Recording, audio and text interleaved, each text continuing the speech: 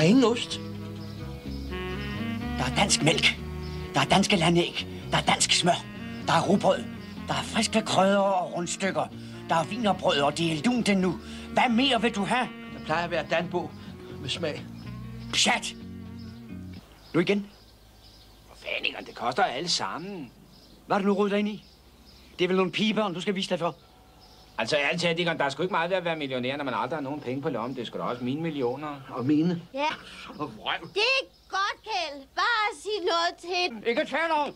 Pengene bliver her hos mig. Hele tiden, altid. Når der er to hoveder, så må du jo også have to fedterøv. Ti stille.